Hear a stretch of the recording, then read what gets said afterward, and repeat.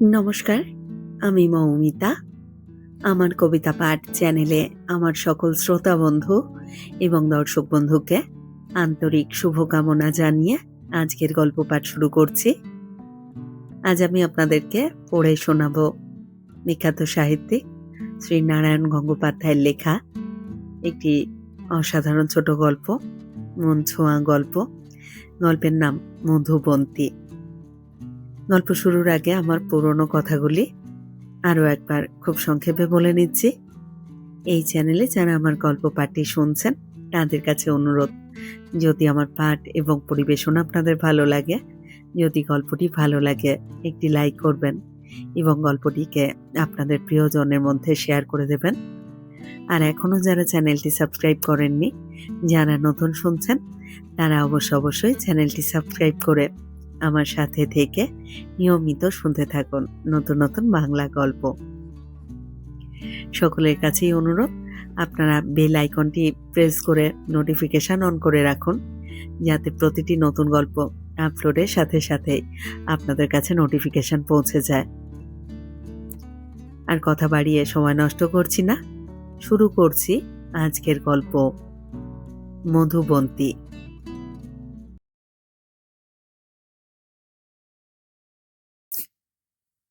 দুধারে কলোনি, মাঝখান দিয়ে বাঁধের মতো বেরিয়ে গেছে রেলের লাইন। কিন্তু ওটা কেবল বাঁধই নয়, দুটো পৃথিবীকে যেন একেবারে আলাদা করে রেখেছে। পূবের দিকে উঁচু ভাঙা জমি, ঝাউ আর নারকেলের বন, কৃষ্ণচূড়া আর অশোক ফুলে একাকার, লাল কাঁকড়ের মনোরম ছায়া ঘেরা পথ, কোথাও কোথাও পিচ ঢালা, আর তার ভেতরে ছোট বড় নতুন শৌখিন বাড়ি, কোনোটার সামনে গ্যারাজ। তাদের একটা বিরাট বাগান ছিল, সেইটে ভেঙে এক টুকরো অভিজাত উপনগর গড়ে উঠেছে। কলকাতায় যাওয়ার জন্য দুটো বাস রুট পাওয়া যায় এখান থেকে। আমি এসেছিলাম এখানে, দিনটা রবিবার। ইন্স্যুরেন্সের একজন পরিচিত ভদ্রলোক নতুন বাড়ি করেছেন, বিকেলে চা খেতে ডেকেছিলেন। চা খেতে খেতে সন্ধে নামল। দক্ষিণের গোল বারান্দার টবে ফুলগুলো খুশি হয়ে উঠল বসন্তের হাওয়ায়। ঝাউয়ের পাতায় সমুদ্রের শব্দ উঠতে লাগলো। ভদ্রলোকের বিদুষী গুণবতী স্ত্রী সীতা শোনালেন। তার 5 বছরের ছেলে নির্ভুল ইংরেজি আবৃত্তি করলে। বললুম, কলকাতায় বন্ধ গলিতে থাকি, এখানে এসে যেন নিঃশ্বাস ফেলে বাঁচলুম, যেতে ইচ্ছে করছে না। ভদ্রমহিলা এসে বললেন, বেশ তো, থেকে যান না, আমি মুরগির ব্যবস্থা করি। আহ্বান লোভনীয়, তবু উঠে পড়তে হলো। বললুম, নিমন্ত্রণ মনে থাকবে, কিন্তু আর একদিন আসবো। স্টেশনে একটু ঘুরে যেতে হয়, বাস স্টপটাই কাছে পড়ে। আমাকে খানিক দূর এগিয়ে দিয়ে বিদায় নেবার সময় ভদ্রলোক দুঃখ করে বললেন, নতুন গাড়িটার এখনো ডেলিভারি পাইনি, নইলে কারেই আপনাকে কলকাতায় পৌঁছে দিতুম। আমি আরো বিনীত হয়ে বললুম, ফাঁকা বাসে 1 ঘন্টার মধ্যেই কলকাতায় পৌঁছে যাব, আমার কোনো অসুবিধা হবে না। একটা বটগাছের নিচে দাঁড়িয়ে বাসের জন্য অপেক্ষা করছি।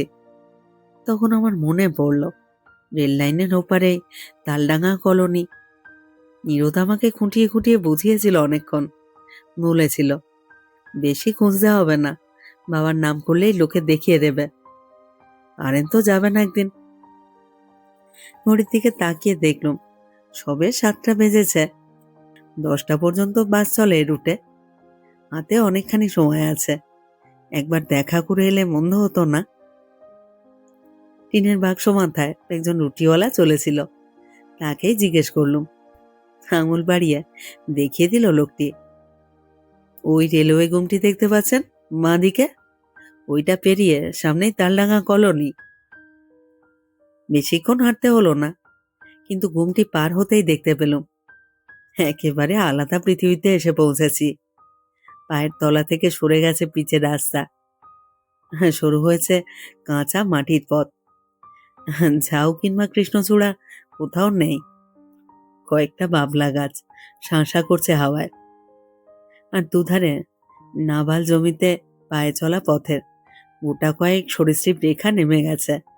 দূরে কাছে মিটমিট করছে আলো।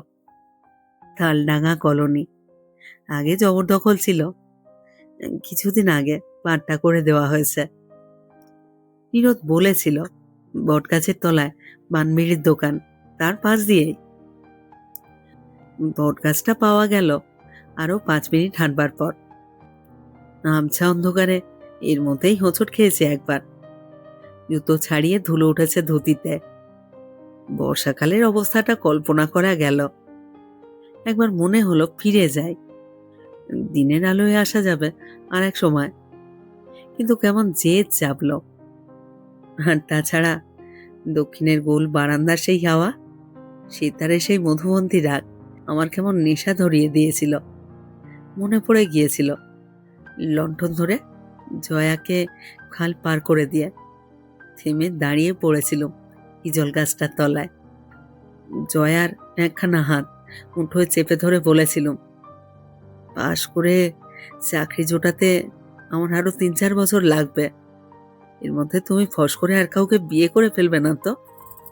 কিশোরী জয়ার হাত কেঁপে উঠেছিল, চোখ দুটো বুজে এসেছিল একবারের জন্যে। প্রায় নিঃশব্দে বলেছিল, না। তারপর প্রায় ছুটে মিলিয়ে গিয়েছিল অন্ধকারের ভেতর।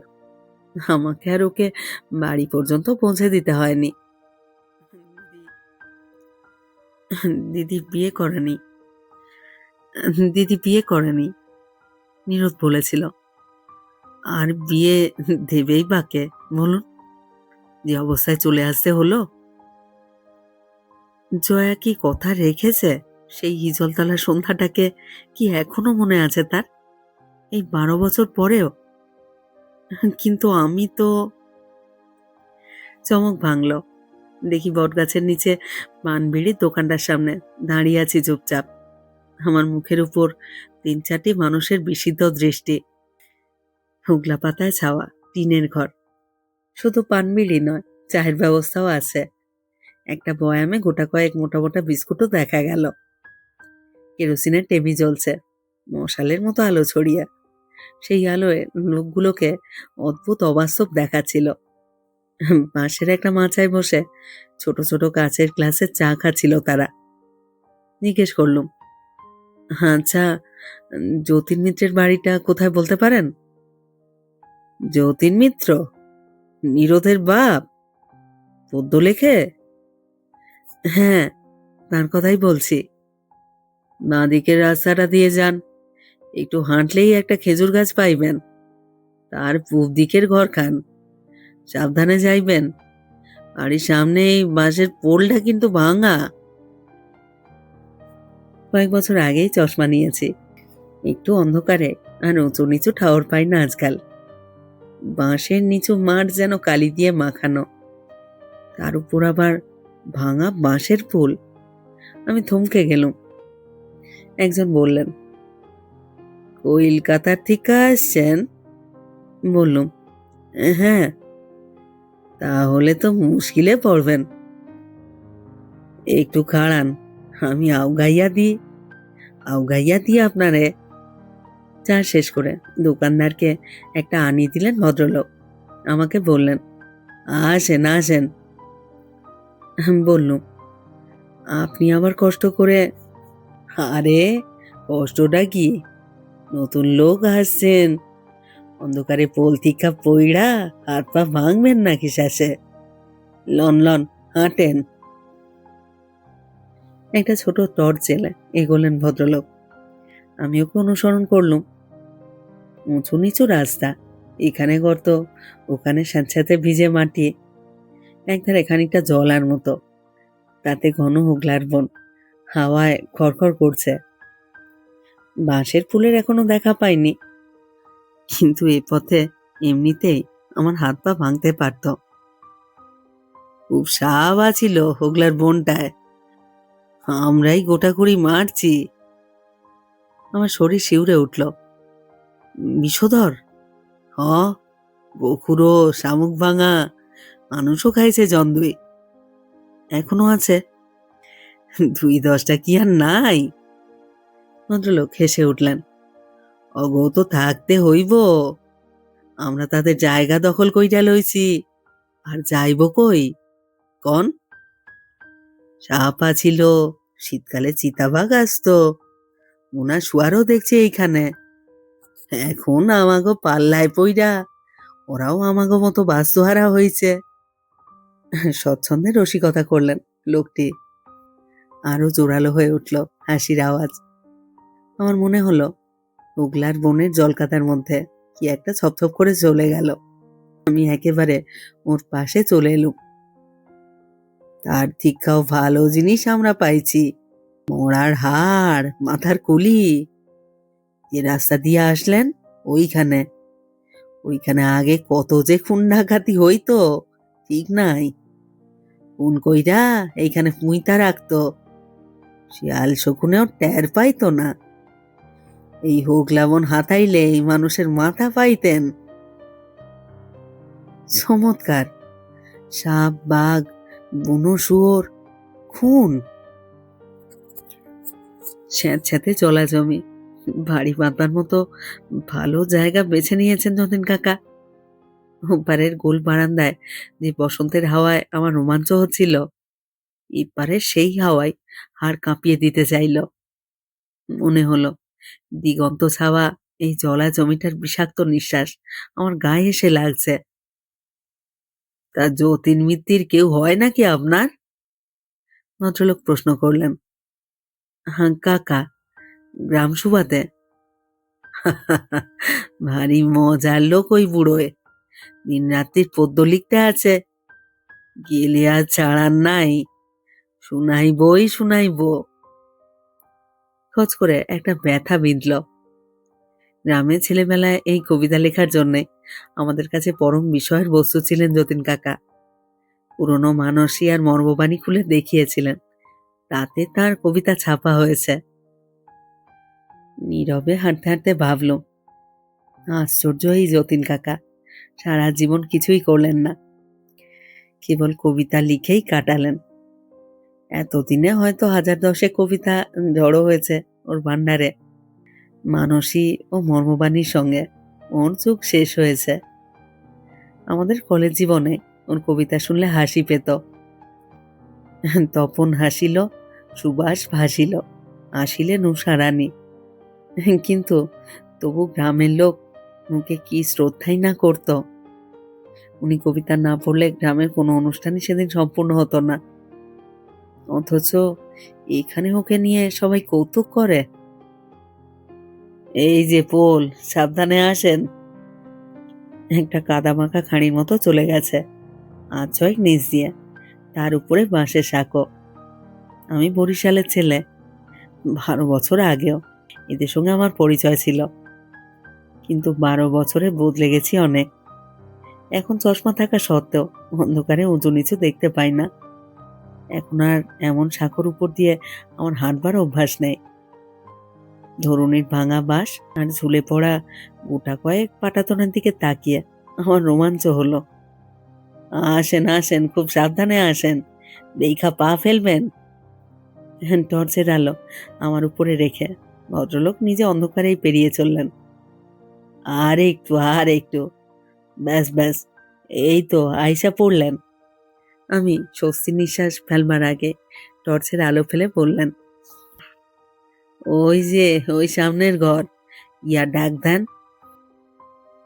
ধন্যবাদ দেবারও সময় পেলুম না। এর মধ্যে ফুলের অর্ধেক পার হয়ে গেছেন ভদ্রলোক।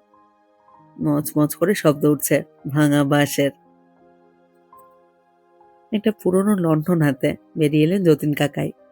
ঠিক সেই চেহারা, একটু কুঁজো হয়ে গেছেন, আর কপালে অনেকগুলো রেখার কুঞ্চন। মাথার চুলগুলো ধবধবে সাদা, চশমার পুরু লেন্স দুটো ম্যাগনিফাইং গ্লাসের মতো ঝকঝক করছে। আমাকে আবার বলতে হলো, আমি চিত্ত দত্ত, দক্ষিণ পাড়ার মাখন দত্তের ছেলে। তুই তুই যতীন কাকা এমন একটা করলেন যে আর্তনাদের মতো মনে হলো। এগিয়ে গিয়ে পায়ের ধুলো নিলুম। যতীন কাকা আশীর্বাদ পর্যন্ত করলেন না। লণ্ঠনটা আমার মুখের ওপর ধরে চুপ করে দাঁড়িয়ে রইলেন কিছুক্ষণ। তারপর বললেন, খুব বদলাইয়া গেছস। আমি হাসলুম। আপনার চুলগুলো সব সাদা হয়ে গেছে। তা গেছে, বাইচে আছি এখনো, এই তো যথেষ্ট। বসো বসো। বারান্দায় একটা তক্তপোষ, কাঁচা মাটির দাওয়ায় তার পায়ার ইঁটগুলো বসে গেছে প্রায়। তার উপরে জীর্ণ একটা মাদুর পাতা। খুব সম্ভব গরমের সময় নীরদ এবং কাকা এখানে ঘুমন। বসলুম। জয়ের কথাটা জিজ্ঞাসা করতে পারছি না। বললুম, নীরদ কোথায়? তার তো স্টেট ট্রান্সপোর্টের চাকরি, আসতে 10টার আগে না। তোর কথা শুনছি নীরদের মুখে, ভালো চাকরি পাইছস, শুনে খুব আনন্দ হইল।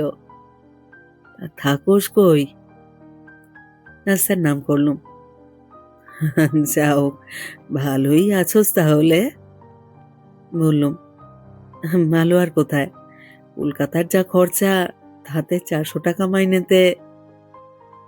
আপনারা ভালো আছেন সবাই?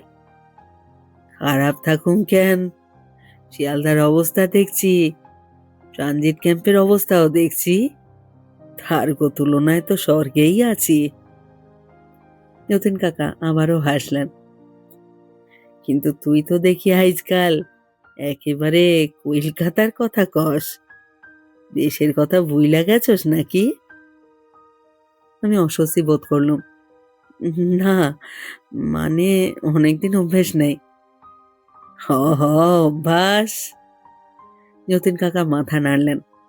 লণ্ঠনের লালচে আলোয় সাদা চুলগুলো আর ম্যাগনিফাইং গ্লাসের মতো পুরো লেন্স দুটো ঝকমক করে উঠল। তাই এইখানে কোথায় আসছিলি? কেন জানি না, সত্যি কথাটা ঠোঁটের ডগায় এসেও থমকে গেল। বললুম, এদিকে সামান্য একটু কাজ ছিল, তা ভাবলুম একবার দেখা করেই যাই আপনাদের সঙ্গে। ও, তা বেশ করছস। যতীন কাকা একটু চুপ করে রইলেন, তারপর বললেন, শুনলাম তুমি নাকি লেখক হইছ। বললুম, সেই কিছু না, সামান্য কিছু লিখি। তা আপনি এখনো কাব্যচর্চা করেন তো? বলেই অনুতাপ হলো। সেই ভদ্রলোকের কথা মনে পড়ল, যাকে পান কবিতা শোনান, একবার আরম্ভ করলে আর ছাড়তে চান না। এবার যদি আমাকে শোনাতে আরম্ভ করেন। আশঙ্কা করেছিলাম, নিরাশ হতে হলো। সেদিক দিয়েই গেলেন না যতীন কাকা। আরে, বুড়া মানুষের আবার কবিতা, কাজকর্ম তো নাই, ওইসব নিয়েই একরকম সময় কাটে। ভয়টা গেল, কিন্তু খুশি হতে পারলুম না।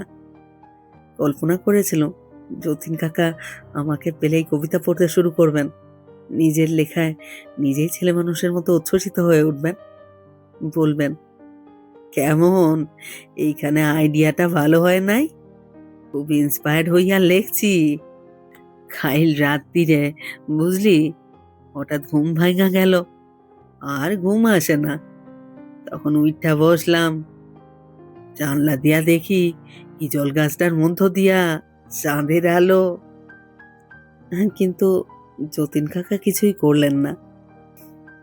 এই কলোনির বেরসিক লোকগুলোকে তিনি জোর করে কবিতা শোনাবেন, অথচ আমি লেখক জেনেও এতটুকু উৎসাহ দেখা গেল না ওর মধ্যে। অনুভব করলাম কোথায় যেন একটা ব্যবধান তৈরি হয়ে গেছে, সুরে মিলছে না। জলা মাঠের উপর কালি ঢালা অন্ধকারে উহু করে বাতাস বইছে, খেজুর গাছের পাতা নড়ছে পেতনি চুলের মতো।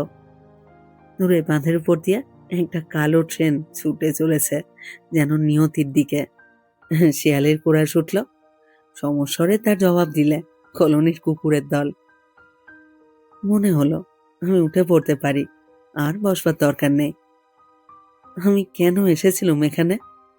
ওদের খবর নিতে। 12 বছরের মধ্যে সেই খবরে আমার দরকার পড়েনি।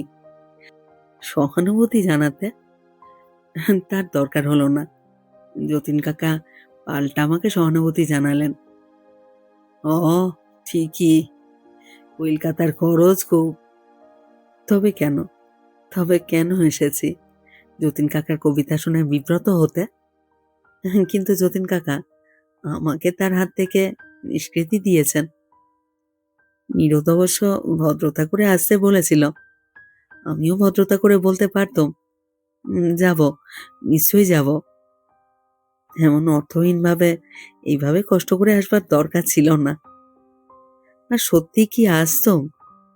ওই দক্ষিণের গোল বারান্দায় যদি যাও আর ফুলের টব কাঁপানো বাতাসটা না বইত, যদি সেই ভদ্রমহিলার সিতারে মধুবন্তী রাগ আমার মনে মোহনা জাগাতো, যদি সেই হিজল তলাটা আমার মনে না পড়তো। বুকের ভেতর ছোট্ট একটা ঘা পড়ল হঠাৎই। জয়া এসেছে বাইরে থেকে। কে আসছে বাবা? চিত্ত, চিত্ত আসছে, দক্ষিণ পাড়া চিত্ত। চিত্ততা? আরে কি ভাগ্য আমাদের! দাওয়ায় লণ্ঠনটা রাখা ছিল, তার সেই লালচে আলোয় আমি জয়াকে দেখলুম। সেদিনকার কিশোরী নয়, 26 বছরের জয়া। কোমরে শক্ত করে বাঁধা দূরে শাড়ি, খালি পায়ে ভিজে মাটি জড়ানো। লণ্ঠনের আলো নিচে থেকে সম্পূর্ণ মুখে পড়েনি, একটা বিচিত্র আলো ছায়ায়। মুখখানাকে অনেক দূরের আর অনেকখানি অচেনা বলে মনে হলো। শুধু অদ্ভুত চওড়া লাগলো সাদা কপালটা। একটা সিঁদুরের ফোঁটা না থাকায় কি বেমানান দেখাচ্ছে জয়াকে। এক কোণ থেকে একটা ছোট মোড়া টেনে বসে পড়ল জয়া। কখন আসলেন? কখন আসলেন জিতদা? জয়ার দিকে তাকাতে পারছি না। আমি তো কবে ভুলে গিয়েছিলাম। কিন্তু 12 বছর আগেকার সন্ধ্যাটাকে এখনো কি মনে করে রেখেছে জয়া? এখনো কি অপেক্ষা করে আছে আমার জন্য? আছেন ভালো? হ্যাঁ, হ্যাঁ, চলছে একরকম। রাস্তা চিন্না আসলেন কেমন কইরা? অসুবিধা হয় নাই? না, চায়ের দোকান থেকে এক ভদ্রলোক এগিয়ে দিলেন।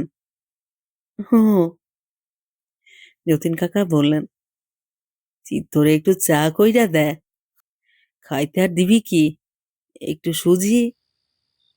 আমি বললুম, না না, ওসব কিছুর দরকার নেই। আমি আমি চা খেয়েই এসেছি এক্ষুনি। দত্তনগরে আসছিলেন বুঝি?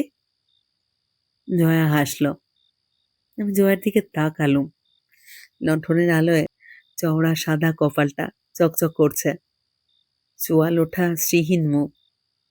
জয়ার বয়স এখন 26-এর কাছাকাছি। অনেক তিক্ত অভিজ্ঞতা পার হয়ে মুখে এখন সতর্ক কঠিনতা, শীতল ক্লান্ত চোখের দৃষ্টি। আমাকে সত্যি কথাই বলতে হলো। হ্যাঁ, একটা চায়ের নেমন্তন্ন ছিল। হ্যাঁ, তাই কন, নইলে কি আর হাসতেন এইখানে? কেন, হাসতে নেই? হঠাৎ যেন হাওয়াটা বন্ধ হয়ে গেছে, ভারী গরম লাগলো। রুমাল দিয়ে কপালটা মুছে ফেলে বললুম, এমনিও কি আসতে পারি না? জয়া আবারও হাসল। 5 বছরের মধ্যে 5 বছরের মধ্যে তো আসেন নাই। আমার জবাব ছিল, ঠিকানা জানতুম না, কিন্তু সেই কৈফিয়ত যতীন কাকাকে দিতে পারি। জয়াকে কি বলবো?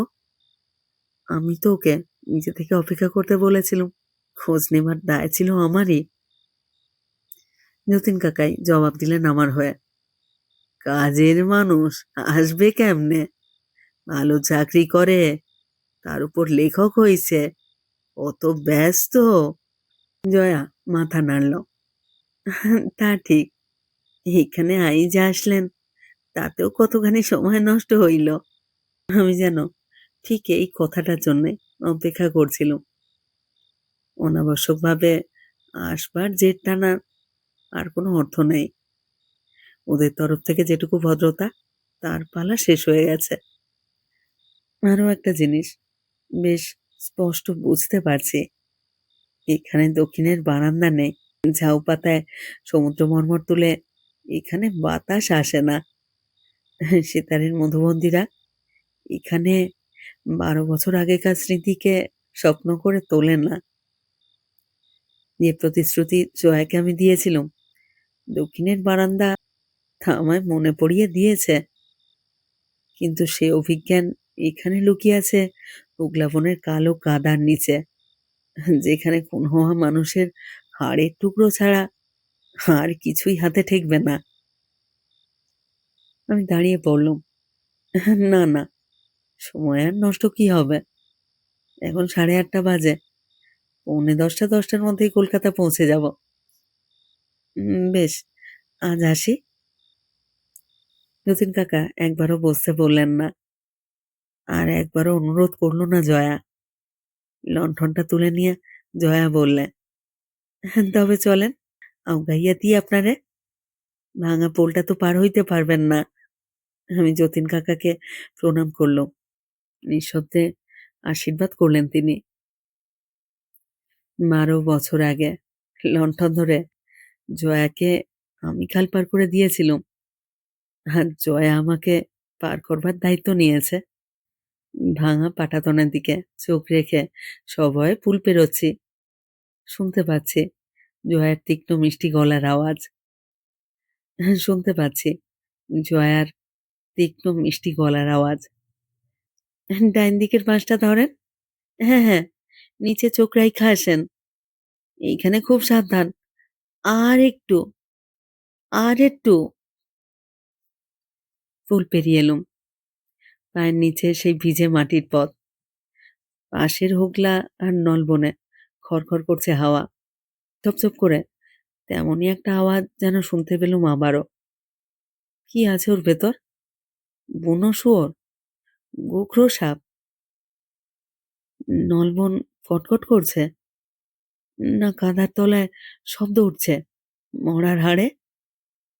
আমার ভয় করছিল, আর সেই ভয়টাকে ঠেকাবার জন্যে আমি বললুম, আর দরকার নেই জয়া, আমি এখন যেতে পারবো।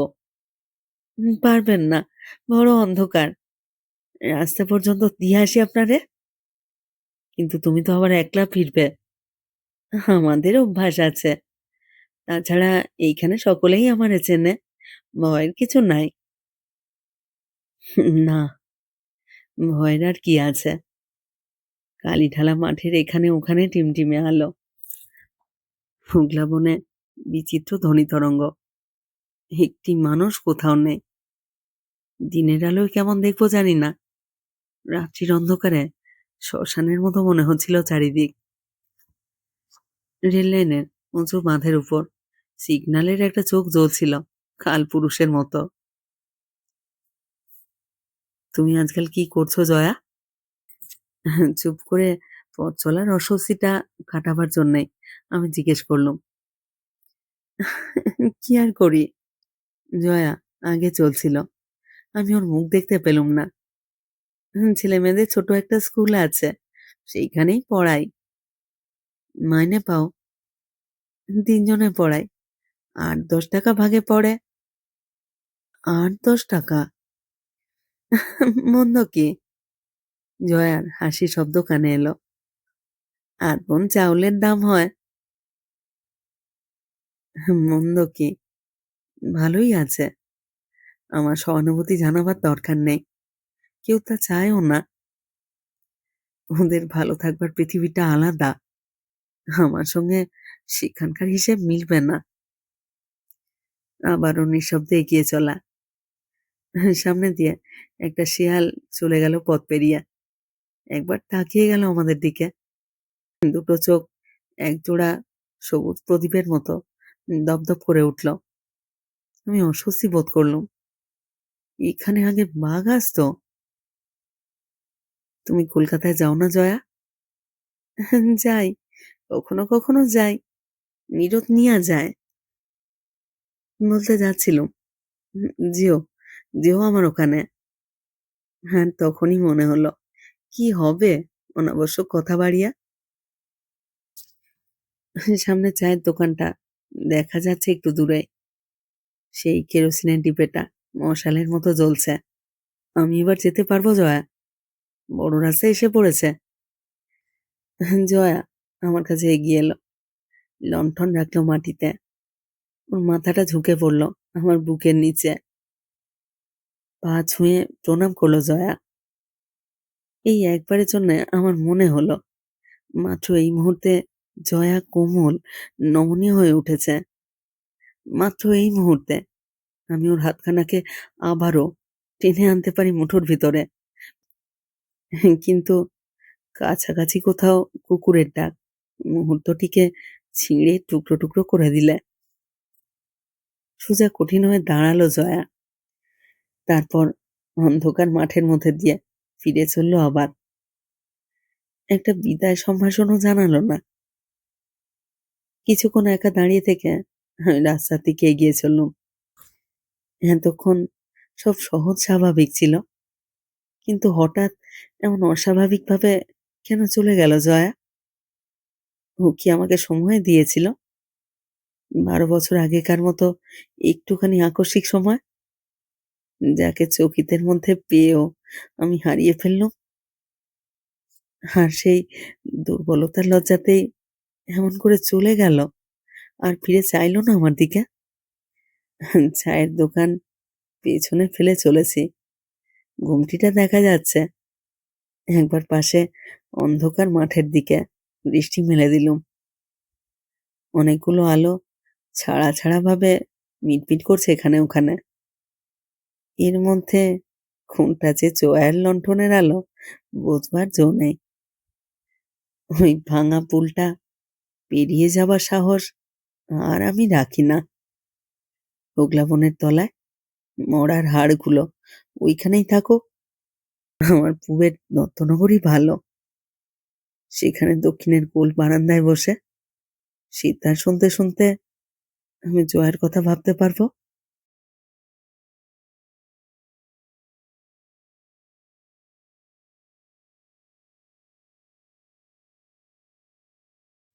শেষ হলো আজকের গল্প, শ্রীনারায়ণ গঙ্গোপাধ্যায়ের লেখা গল্প মধুবন্তী। কেমন লাগলো আজকের গল্পটি? কেমন লাগলো তা অবশ্যই আপনারা কমেন্ট বক্সে আমাকে লিখে জানান। প্রত্যেকটি গল্প পড়বার পরে আপনাদের মতামতের অপেক্ষায় থাকি।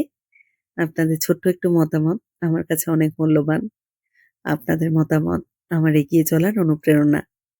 অপেক্ষায় রইলাম আপনাদের মতামতের। সবাই খুব ভালো থাকুন, সাথে থাকুন। ফিরে আসছি খুব শীঘ্র নতুন গল্প নিয়ে।